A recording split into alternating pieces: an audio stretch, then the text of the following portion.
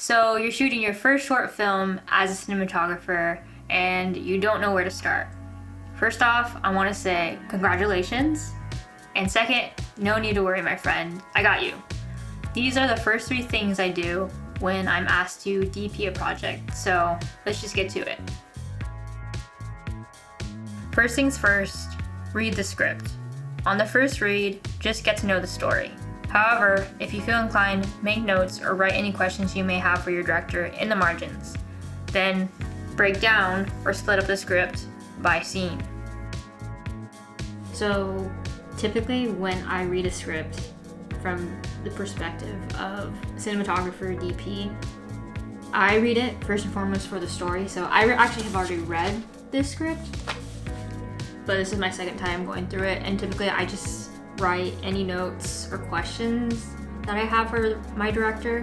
So right now I just wrote a little note of like, is this a good place for a lighting cue, and I'll bring up to my director if that's something that he wants to do. And yeah, just like anything that comes up when it comes to, again, the visuals, the photography of the film. And I already talked to my director. He definitely wants more of a handheld look with very intentional locked off shots. So as I'm reading this through again, I'm also taking that into consideration. And in some of this B-roll, I'm sure you saw that I was making lines in the script. So since this script is mostly dialogue and takes place in one location, I had my director basically split up the script into story beats or emotional beats, just to, again, kind of split up the script so that we can like call these their own scene, even though there's no location change. For one, it's gonna make it easier for my director and I to come up with shots for each emotional beat or section. And then two, like when we're on set, just like know, like for instance, it'll help the actors as well. Like we don't have to cover, 3 pages of dialogue at once. We can kind of like, do this section by section. And again, yes, it will help me as well to come up with what shots do we need to cover any particular section. And we'll get even deeper into what this film will look like when we make a mood board, which is the next step in the process. The first question I ask a director as a DP is, what do you want this to look like? I ask them to send me shows, films, and any other visual references that they're drawing inspiration from, so I can get a good idea of what they want the project or the film to look like. From there, I make a mood board. Essentially, a mood board acts as a guide for what the film will look like. This is helpful to ensure that you and the director are on the same page when it comes to the look of the film. And on set, it's helpful to share with your gaffer, who is the head of lighting, so that they know what they're trying to achieve. I personally use Milanote to make my mood boards. It just really helps me organize and flesh out my ideas in such an organic way. Sometimes I split up the inspiration I'm pulling into categories like lighting, camera movement, and composition. For the film I'm currently working on, I split it up by location and time of day.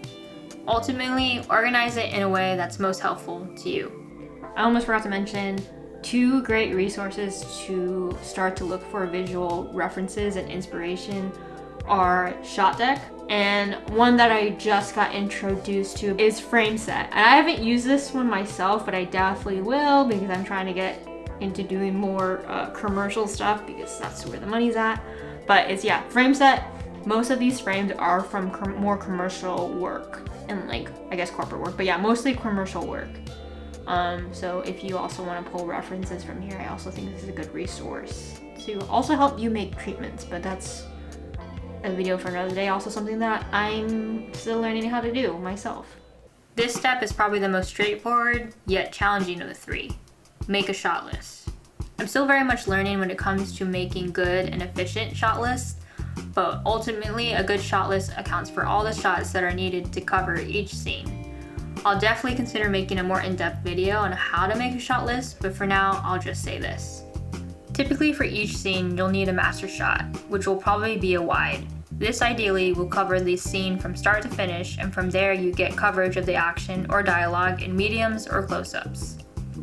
A shot list for a simple 2-character dialogue scene may look something like this. Wide, or the master, character A and B have an important conversation. Medium close-up, character A's coverage. Medium close-up, character B's coverage.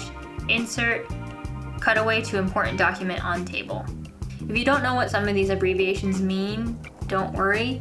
Filmmaking has a lot of jargon and lingo, which you will learn eventually over time, the more that you get on set and work on films. And maybe I'll make a video on some of these terms too, if that's something that you'd like. Shot lists are typically made by the director and DP, and once a chronological shot list is made, the director, DP, and first assistant director will meet to make a shot schedule. But again, we can talk about that at greater length at another time. And that's about it. The first 3 things you need to do as a cinematographer in pre-production is first, read and break down the script, make a mood board, and then make a shot list. I know I talked about each of these things at a fairly high level, so if you want me to make a video going more in depth about any aspect of this process, please let me know. I'd be happy to make that. And lastly, I know you'll probably hear this a lot, but films are made in pre-production.